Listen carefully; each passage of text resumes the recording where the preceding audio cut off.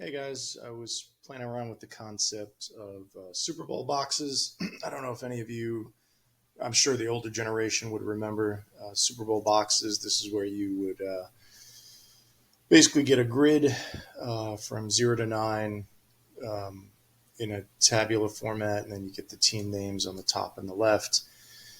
And each person would put in a certain amount, and you would get a box which would be randomly drawn from a hat. So I was playing with the concept of doing like a provably fair box because I haven't seen it on any of the gambling sites for the Super Bowl. And so, from a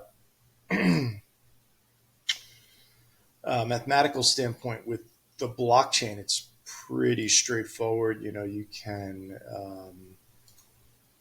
take using the hash along with the ID hash of the transaction, along with the blockchain hash, could provide a unique hash. So, like for instance, if you had I don't have to use print here, but tell it that it's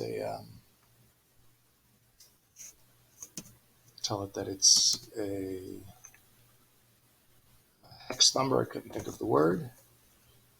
And then we'll do like a mod 100 for 100 boxes, and then we'd get 7, so we get like a unique identifier for where your box would be placed. And so I had built out a grid, showing like the different places where the boxes would go, and then the grid would automatically resize based on the boxes being populated. And so, the idea is pretty straightforward and pretty simple. And I built a custom function, and I was like, oh, you know what? I've never done a video about the ThisCell object.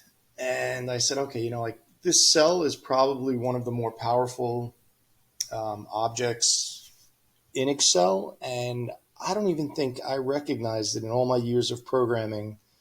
I started doing software development in Excel and using VBA like in 1997, probably along with a ton of other people. But I don't remember seeing ThisCell until maybe I'm tempted to say at least 2008 or 2009.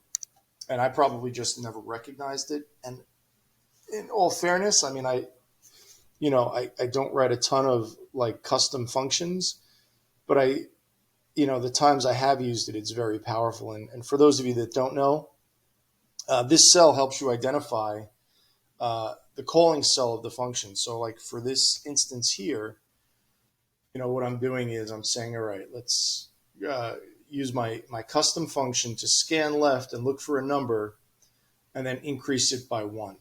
So that's what my custom function does. So very straightforward, very simple, and doesn't take into account all the different scenarios, but that's not the purpose of this video.